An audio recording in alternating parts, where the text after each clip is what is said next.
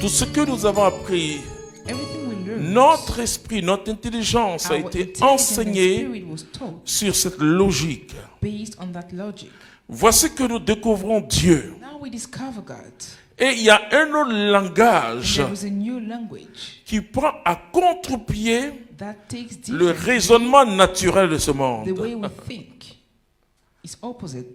Jésus dit à Thomas, parce que tu as vu que tu as cru. Mais c'est ce que la science dit. C'est ce que la science enseigne. Et c'est pourquoi aujourd'hui je peux vous dire qu'il y a plusieurs laboratoires qui ont trouvé des vaccins.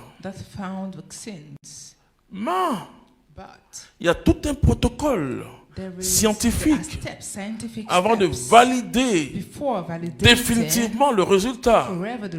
Et donc vous et moi, notre esprit, notre intelligence est forgé dans cette logique, dans cette rationalité.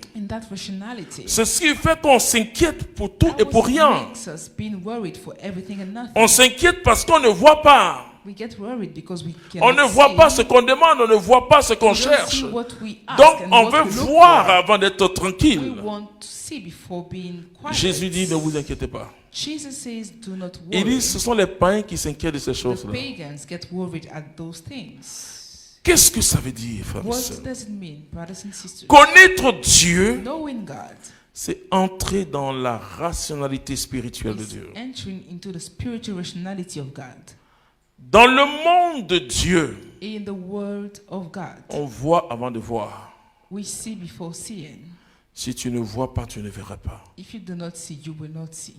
Il a dit à Thomas, Thomas, heureux ceux qui croient sans avoir vu.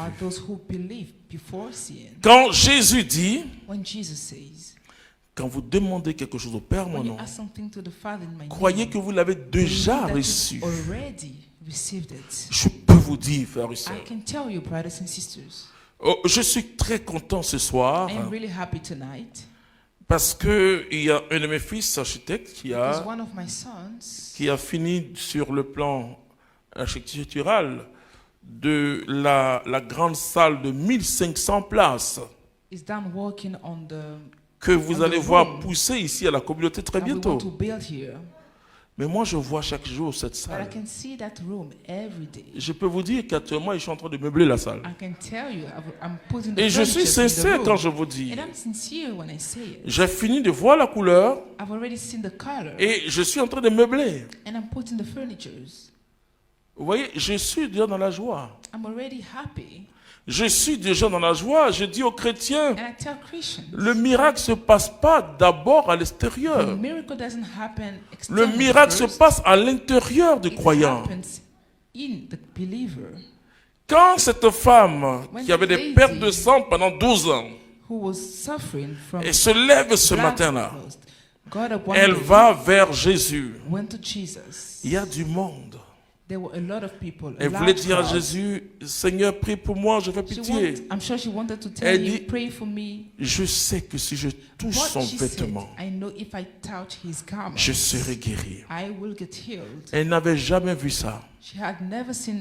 Elle n'avait jamais vu quelqu'un toucher le vêtement de Jésus et être guéri. Elle ne pouvait pas aller vers Jésus. Il y avait Pierre et son ventre et les autres. Elle ne pouvait pas se faufiler.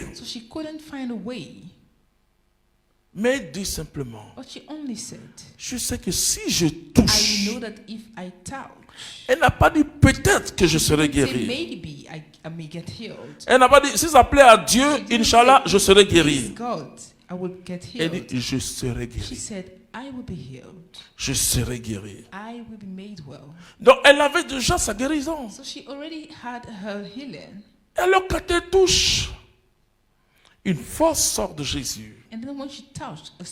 Et touche la femme. Elle se sent guérie. Jésus dit, qui m'a touché? Pierre, mon ami Pierre dit, mais toi aussi. J'aime tellement Jésus et Pierre.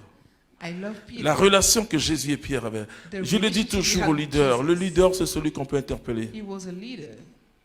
Et Jésus dit, qui m'a touché? Pierre dit, mais toi aussi. Avec ce monde-là, tu dis qui t'a touché? Mais tout le monde a touché. La femme, elle tremble.